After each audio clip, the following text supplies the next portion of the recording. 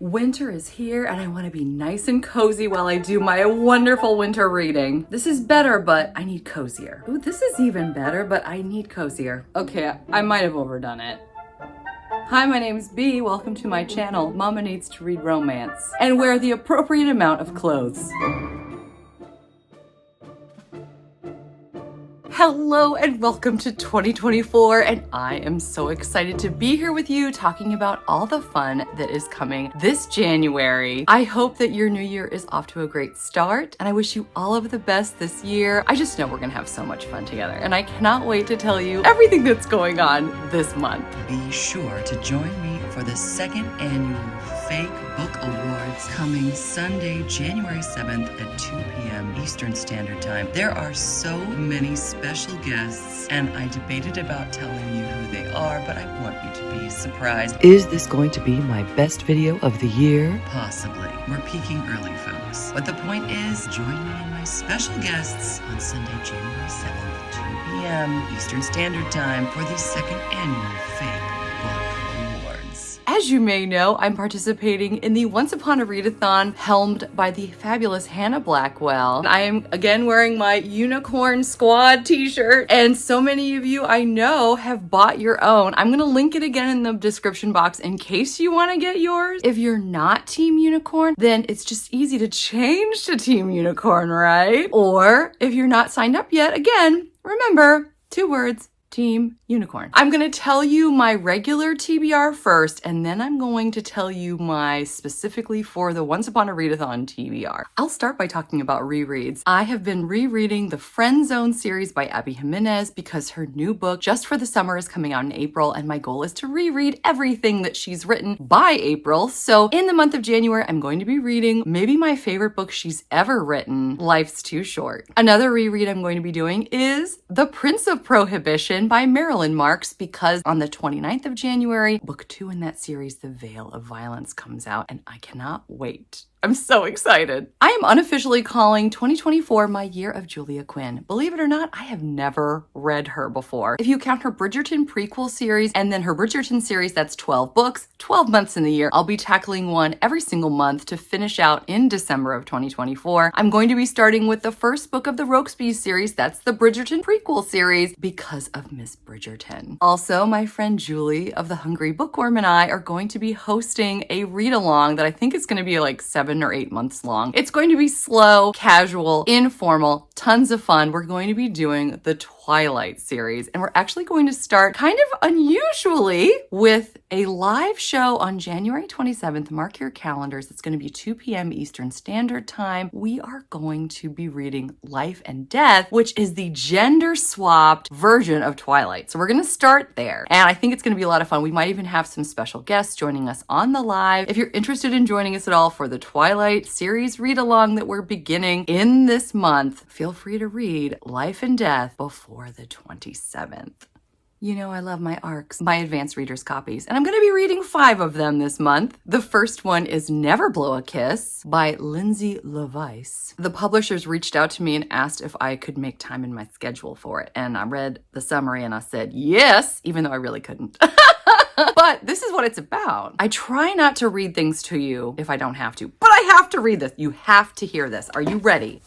Get ready. The utterly charming Emily Leverton has a dark past and is determined to leave it behind in her respectable new role as a governess. But when she is recruited by a secret network of governesses who spy on the Ton, it may just be a way to redeem the dark secrets of her past. Straddling the worlds of the Ton and the working class as an ex-soldier turned railroad magnate, Zach hunts killers for the Metropolitan Police by day and dutifully attends balls at night. In neither world has he met a woman with the brazenness to mock him, so when a saucy governess blows him a kiss, he is determined to catch her, never expecting that when he does, he will find an intelligent, quirky woman hiding more than her true name. As Zach peels back the layers of Emily's lies, he falls for the streetwise woman who handles a dagger like a pro and kisses like a mistress. But when his affair with Emily intertwines with his hunt for a killer, he discovers Emily is hiding an explosive secret, one that could destroy them both. Yes, this is why I made time for this, right? It's coming January 23rd. Get ready. Here's another one. This one's coming out in January as well on the 30th, Canadian Boyfriend. It looks sweet and with a lot of heart, with some serious themes as well. Here's what happens. They meet at a Mall of America as teenagers. Then she uses him as her pretend boyfriend to get out of all kinds of things that would have her feeling awkward, such as going to prom, for example. I can't go, I'm visiting my boyfriend in Canada. So one day, many years later, as a ballet teacher, in walks her former boyfriend with his daughter, and the two of them strike up a beautiful friendship, but her lies about how he used to be her boyfriend might come back to haunt her. I'm really excited to read that this month. You know I love a cinnamon roll hero, but when I read the synopsis of this book, When Grumpy Met Sunshine, I just had to go for it. It's coming out in February, actually, but I have to read it this month. It's about a former football player who needs to write his memoirs, and in comes the curvy, gorgeous, sassy ghostwriter. She and he butt heads as she tries to help him write his memoir, and then one day they get mistaken for an actual couple, and they have to fake date until at least the book is published to make things work because of the publicity aspect. It looks like all kinds of fun in this enemies to lovers romance, and I cannot wait to tackle it. Oh, tackle, that's a sports word. You're welcome. I am so excited about this one. Oh my gosh. The Duke's All That. This is the third book in the Isle of Sin series. If you remember from previous videos in my channel, books 1 and 2 were all that, just like The Duke's All That. This one looks like it's going to be phenomenal. I cannot wait to head back to the Isle of Sin for this book, which comes out in February. We have one of the gals who was part of the Oddments. It's now her turn to find love, hopefully, but you're not gonna believe what's going on. We all thought we knew Serafina from the first 2 books. Turns out she's been living under an assumed name. She's been married this whole time, and her husband, who was in Scotland, thought she was dead, and he's discovered her identity and her whereabouts. He's coming for her. I get goosebumps. I'm so excited to read this book. And if it's half as good as the first 2 books in the Isle of Sin series, I'm in for a fabulous time. Can't wait to tell you guys about it. You know how I am. I'm a sucker for a good cover. And when I saw this one, I just about died. I requested it immediately. They gave it to me. How to Dance by Jason B. Dutton. So Nick is a singer. He is hoping to make it in karaoke and sort of get people to see past his cerebral palsy. But one night when he sees Haley Burke dancing with her boyfriend, he realizes that he doesn't have half the joy that she has in her eyes while dancing. So this book is about her teaching him how to dance, but listen to this last sentence. In this fresh-voiced and utterly charming debut novel, Jason B. Dutton takes readers on a swoon-filled journey as 2 lost souls learn that neither physical disability nor emotional scars disqualify us from finding beauty, validation, and love amidst the chaos of being human. Stop! Say less. Let's just read this right now. Oh my gosh. All right, now we are getting to my Once Upon a Readathon TBR. It's all kinds of crazy. By the way, before I talk about what books I'm going to read, I am excited to be hosting live sprints. Mark your calendars, January 9th at 7 p.m. Eastern Standard Time and January 18th at 7 p.m. Eastern Standard Time. I am also hoping to jump in as a guest on some of my other friends' channels, and I will certainly let you know if and when I do that. As usual, I want to do all of the things, but who has time? It's hard. In order to get extra points for this readathon, it helps if you read books that have snow or ice or other wintry words in the title, are mostly white, etc., etc. You get the idea. So that is my reasoning behind these books that I have chosen. I'm going to be rereading one of the best historical romances of all time, Devil in Winter by Lisa Kleypas. I have already read it at least twice, and I'm ready for another round. So let's do this, Sebastian Lord St. Vincent. Ready for your redemption story. Yay. Again. Way back when I did my Just Because It's Fall reading sprints with friends, I found a novella to read during the sprint called Beauty in Autumn. It was fantastic and part of a 4-book series. So I am very excited to read another book in the series, Beauty in Winter by Alexa Riley. If you're interested in reading this novella along with me, you have to go to her website to get it, and then you can get it sent to your Kindle or read it on your laptop or phone or what have you, but it's not on Amazon. I'll leave a link to her website below if you're interested in checking it out.